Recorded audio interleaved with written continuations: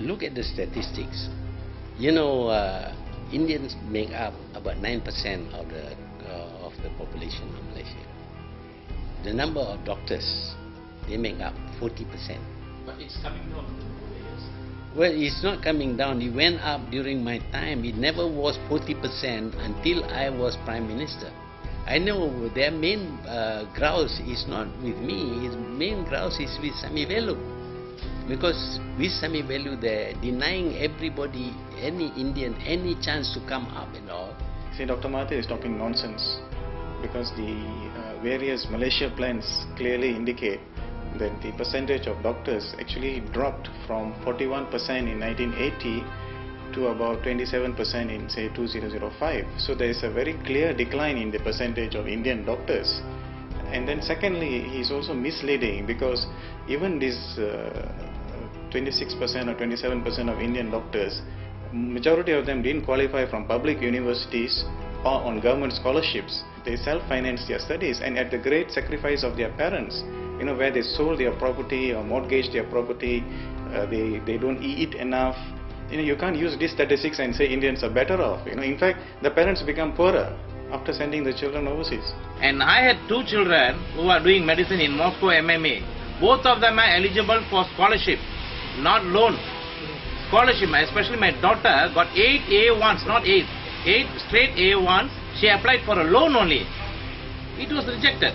And you wanted to come and say that the number of Indian doctors are all from well-to-do family. And now just tell me how many Indian families are well off in the country. The number of Indian professions in the country are 90% of them are on the parents' contribution. The parents have become poorer, zero. You believe or not, at the age of 50 or 55, 90% of the Indian parents who send their children to overseas for studies, they become zero. They become physically also and mentally also they go wrong. We talk about how well the Indian community is doing. Politicians like to use government statistics. They like to, throw out little figures and facts. They like to say that the Indian community, you're doing very, very well. Your wealth ownership, your household income is higher even than the Bumiputera and the Malays. That is true statistically, but then again, we all know that statistics only tell us what we want to see, and there's a lot of layers of statistics that we can actually look into. If you look at the entire Indian community, you have a lot of people who are earning very high income levels, but if you take away the top layer, for example, the first name that you would think of is Ananda Krishnan, who is, the richest person in the country. If you take him out of the picture, you take the other top individuals who are earning big bucks out of the picture, then what are you left with actually? This is the core that we're interested in. This makes up the bulk of the Indian community in the country. Yeah, I mean, at the root of it, we have the problem of the NEP. Let's be frank, okay? It starts with the NEP, all right? And the NEP, if we look at the purpose of the NEP, it really wasn't meant to be used to this extent. It was really a tool to raise the Malay economic standing, but surely not to the expense of others, and especially others who are equally poor.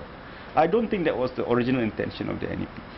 When the NEP started, I think a lot of people were genuine about wanting to use the policy to help all Malaysians.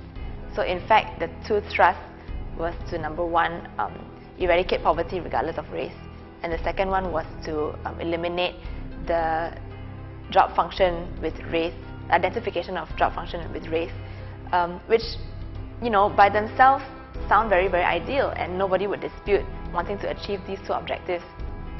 Now the question to ask is, are these still relevant policies when we have a large professional Bumiputera community? At the beginning, it made sense because that was a community to be helped. Now, we've progressed so far, we might actually think of revising some of the objectives and the strategies to that end.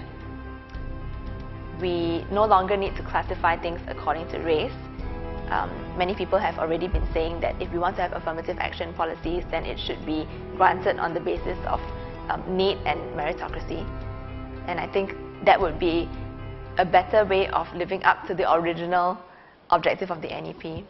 The recent emphasis on concepts like Ketuanan Melayu and the arrogance which comes with such concepts, okay, and this arrogance is of Ketuanan Melayu is unfortunately totally interlinked with Ketuanan Islam, although that term is not used, right? And you have cases like Revati, you have cases like Shamala, you have cases like Murti, all affecting the Indian community, all feeling extremely downtrodden, all feeling extremely victimized by Islamic authorities.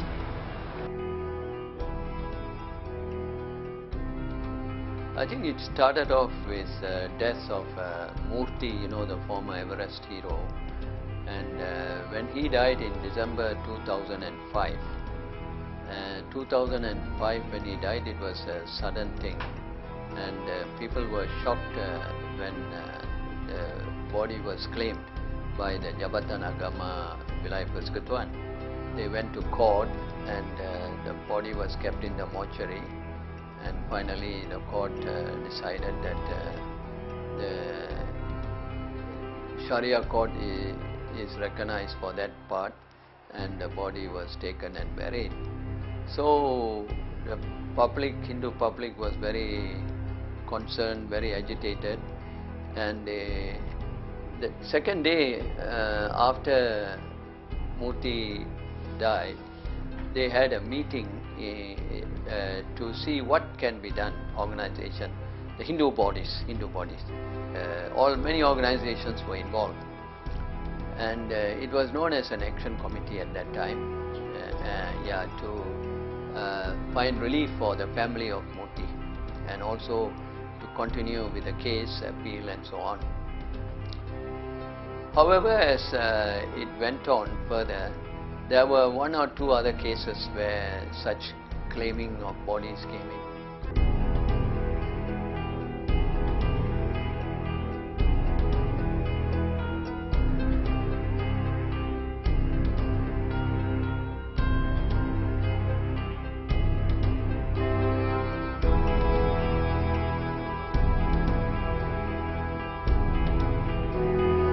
Later, there were some incidents of temple demolition.